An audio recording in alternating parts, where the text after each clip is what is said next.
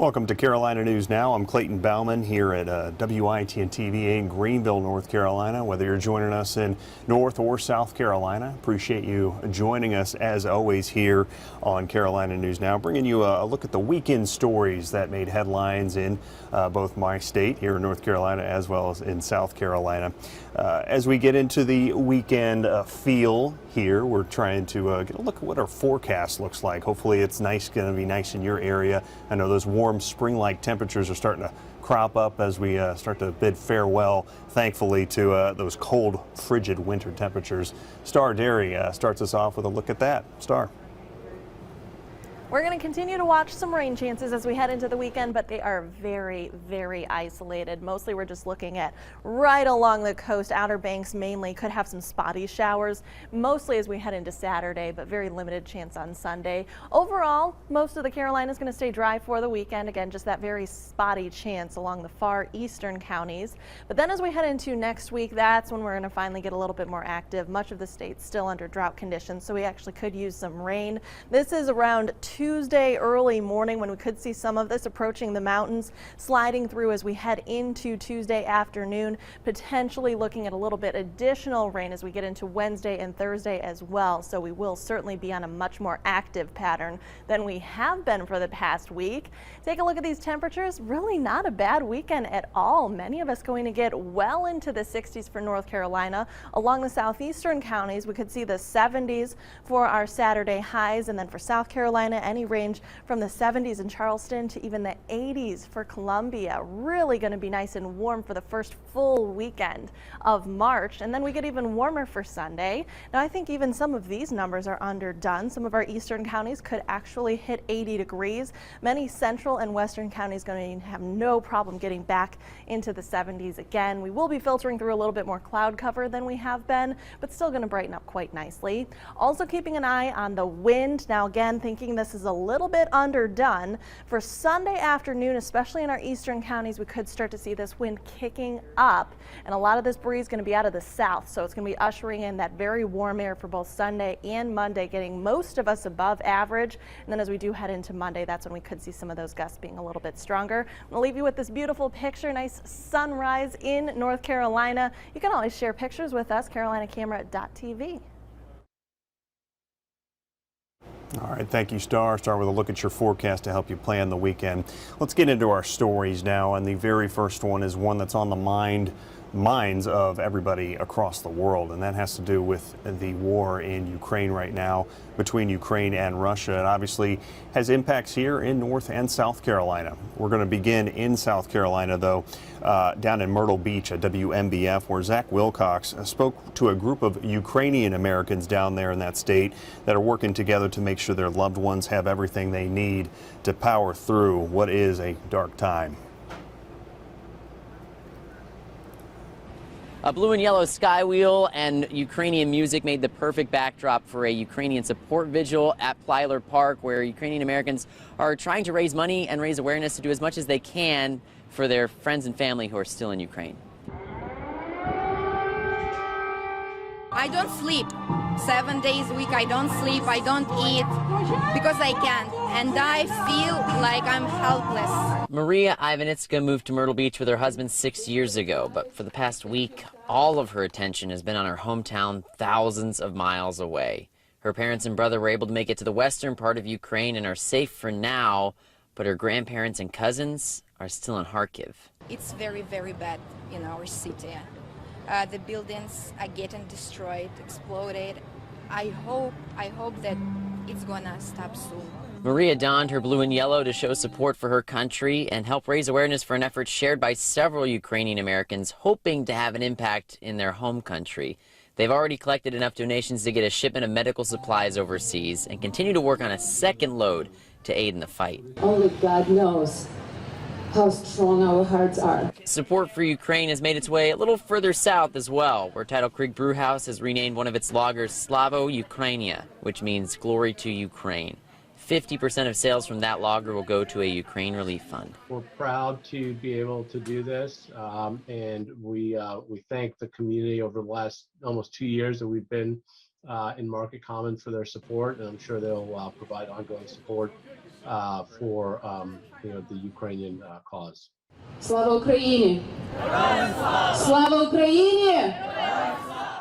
Adrian at Tidal Creek says they're also going to be focusing their roundup campaign that they do every month for the Ukrainian Relief Fund. That means every customer will have the opportunity to round up their bill to the next dollar, and all that money will also go to those in Ukraine. In Myrtle Beach, Zach Wilcox, WMUF News. All right, Zach Wilcox with WMBF down there in Myrtle Beach, South Carolina. Any parents, caregivers right now, obviously paying close attention to the headlines, but our children are listening and watching as well. And these are difficult conversations to have with kids when it comes to talking about war with respect to Ukraine and Russia. We here at WITN in Greenville, North Carolina, had our Hannah Jeffries go talk to some professionals about how to approach this conversation with young ones.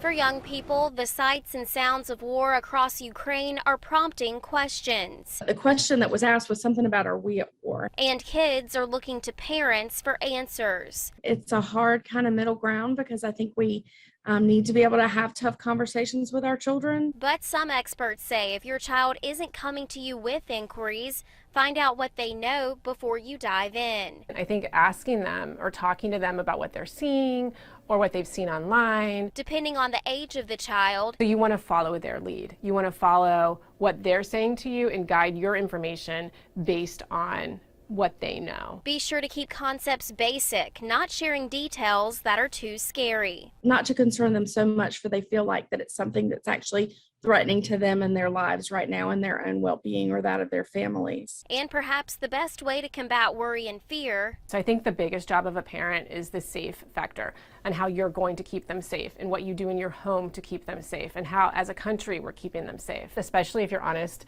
in a way that is very sincere, they're going to respect that and then they're going to want to talk to you more. All right, that was WITN's Hannah Jeffries reporting on how to have those difficult conversations with your children.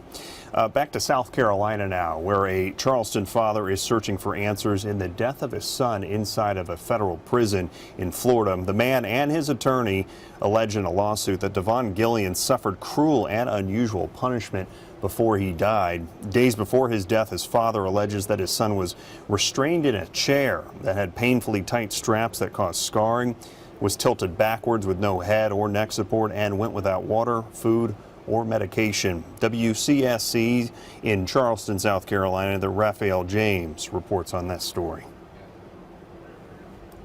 Mr. Conyers, I'm calling you about your son, Devon Gillens. Your son passed last night at 1:18 in the morning. Robert Conyers has not been the same since receiving the call that his 22-year-old son, Devon Gillens, was dead. And 9 months later, he says he still doesn't have the answers.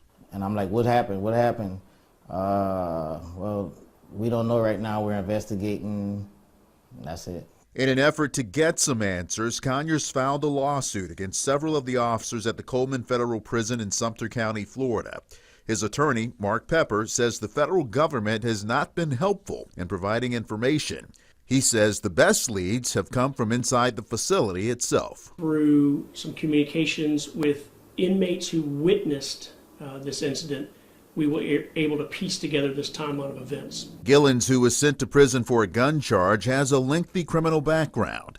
His father admits that his son did not bite his tongue, a personality trait that he says could have rubbed some people, guards, the wrong way. If you tell him you say something that he don't like or he know ain't right, he gonna address himself. He gonna stand up for himself. So after being there so long, you got one or two people that don't like you because you're gonna stand up for yourself. Then I pretty much I know that's what happened. No one deserves to die for running their mouth. No one deserves to die for being convicted of having a weapon.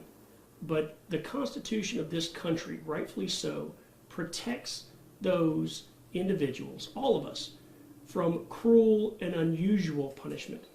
You cannot use someone running off the mouth as a reason to place someone in a restraint chair for up to 48 hours.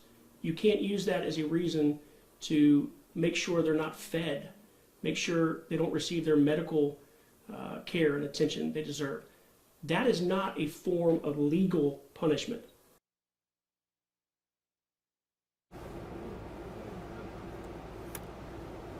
That was Raphael James reporting for WCSC.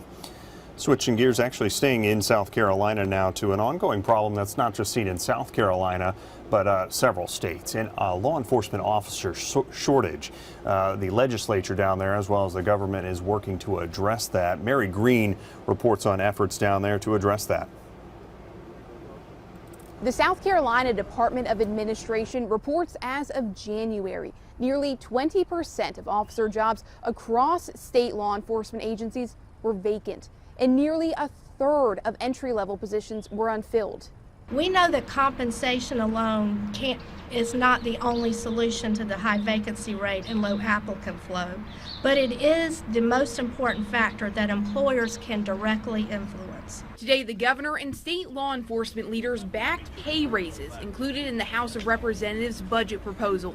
It would increase the minimum salary for state law enforcement officers to $43,500. Or give them a 5% raise, whichever is greater. This is specifically for Class 1 officers who are certified through the academy and can arrest people. State administrative leaders explained this would make these state agency positions more competitive with what local law enforcement agencies are paying. New minimum salaries would be higher at the state's 4 largest agencies, which they say puts them more in line with what officers at similar agencies in neighboring states receive. I think that was the number one problem that we had when we talked to law enforcement. The private sector was just paying more money and people were getting attracted out of it. They're also proposing raising the minimum salaries for corrections officers at the Departments of Corrections and Juvenile Justice. These salaries would vary based on the level facility where those officers work. The state says all these proposed raises would cost around $40 million a year. They are the cream of the crop in the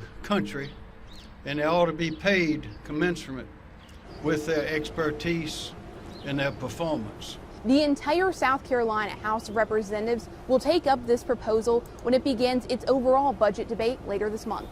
Reporting from the State House, I'm Mary Green. All right, Mary Green with WIS in Columbia, South Carolina. Some exciting news heading into the weekend. We're going to step back into North Carolina and Charlotte specifically. It's been years in the making for Major League Soccer, but it has arrived in North Carolina. The inaugural game for Charlotte FC is hoping to appeal to everyone, even folks who may not think they like soccer. Lowell Rose with WBTV reports on this weekend's inaugural home game for the football club. Hey there, well, that inaugural match is Saturday against LA Galaxy, and fans and businesses here in Charlotte are pumped. One of the big items people are going for are the scarves here, along with hats and more. People are just waiting for things to kick off. CLT, CLT. Charlotte FC fans are getting excited about the inaugural match Saturday against LA Galaxy.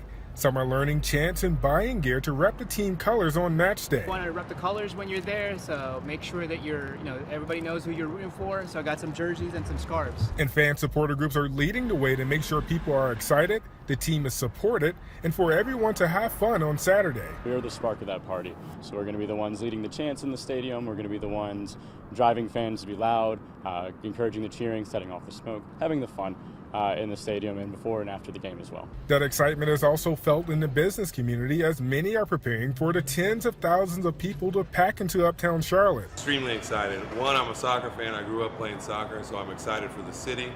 Obviously, as a business owner, I'm very excited to be so close and to have a home team. Graham Street Pub and Patio is expecting fans to turn out early to tailgate and get excited for the game and stay late to enjoy excitement of the first home match. We're ready to rock. I mean, we're excited about it, and I know the bartenders and the barbacks and everyone on staff is thrilled. They're excited to get back in season 2 and do well and all that stuff. Fans tell me the wait has been worth it. Pretty stoked. Been waiting this for a couple years. Bought our season tickets almost 850 days ago. Really looking forward to it. Hopefully we can get a victory and see how it goes.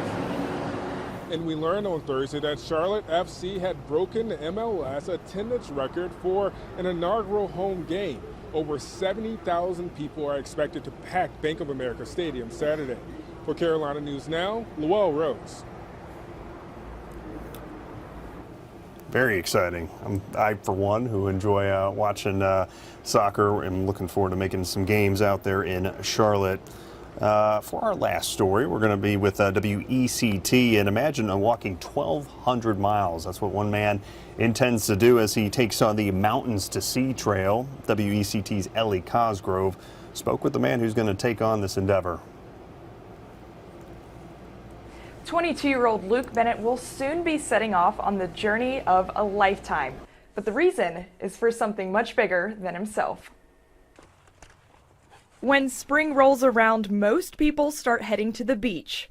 But Oak Island resident Luke Bennett will leave on a nearly 1,200-mile journey, and he won't be traveling by car. Bennett will walk North Carolina's Mountains to Sea Trail, or in his case, the Sea to Mountains Trail. I'll be starting on the beach, walking to the Piedmont, and then walking to the mountains of North Carolina. The adventure of his life, with a focus on a different kind of life. You're raising money for the North Carolina Wildlife Federation. Tell us about that. So, yeah, anybody that wants to follow my trip, they can go on the North Carolina Wildlife Federation's website, and on the blog you can see everything about me. Bennett will be taking pictures during his journey of both himself, How far I traveled, where I'm camping, what I'm eating. and the wildlife along the way. What are you hoping you see? I hope I see a bunch of salamanders. Oh, salamanders. Yes, and I hope I do see a couple of black bears as well. Bennett grew up in North Carolina and has bounced around the state over the years. Now this journey will be his way of giving back to the land that he loves so much. I want to make sure that I'm directing that attention towards something that's important, something that I care about, and that's the wildlife of North Carolina. Lending a helping hand, one step at a time. Now this trail, of course, stretches from coast to mountains, so it really puts North Carolina's biodiversity on display. So Bennett is really going to have a lot to see. He's hoping this trip takes about 50 days, and he's going to be camping out most nights along the trail. So we do wish him the best of luck. For Carolina News Now, Ellie Cosgrove, WECT News. Salamanders I could definitely want to run into in terms of seeing them, but the black bears, no. I'll leave those to him. That does not sound like fun. We are going to wrap up our show now with a final check of weather. Obviously, we're heading into the weekend, and it's going to be a nice one for a lot of places. Star has another check of your forecast to wrap up our show. Well, we have had some dry conditions across the Carolinas starting at the end of last year, and we're continuing to see these drought conditions persist, especially for North Carolina at this point. We have seen it spread into the eastern third of the state, even more so than it was over the last week with that last update, and then some of the southeastern counties included in that more moderate drought condition. So essentially we could use some rain. Really not looking like good chances for this weekend, which actually works out very well if you do want to plan to get outside at all. We'll have a small spotty rain chance, mostly Saturday into Saturday night for the Outer Banks region, but most of us not going to see a drop all weekend long. It'll mostly be as we head into next week after Monday, though. Here's around Tuesday, first thing in the morning, when we do start to see some rain pushing through the mountains. That'll continue to trek through the Carolinas as we head through Tuesday afternoon, potentially getting even more rain then as we head into Wednesday and Thursday as well. So quite a few rounds as we head into a much more active pattern for next week. But let's get back to the weekend. Temperatures looking fantastic. Most of us going to be at or above average for both Saturday and Sunday. Most of the central and western Carolinas getting into the 60s for Saturday, some of our coastal regions, and then also in central South Carolina we could get well into the 70s, even the 80s, and then most of us going to bump up our temperatures a little bit for Sunday as well. So certainly try to enjoy this weekend. For most of the Carolinas, it's going to be the nicest weekend we have had so far in 2022. All right, thank you, Star. That is going to do it for this week's episode of Carolina News Now. I'm Clayton Bauman. Thank you for joining me. I've been doing Carolina News Now since the start of the year, and I'm set to pass the baton, so to speak, back to WBTV in Charlotte. They'll be taking Carolina News Now's episodes starting next week, and really looking forward to what they bring to the table. They're certainly a wonderful partner to be working with on this, so I hope you all will continue to tune in. Once again, I'm Clayton Bauman. Thank you, as always, for joining us here on Carolina News Now.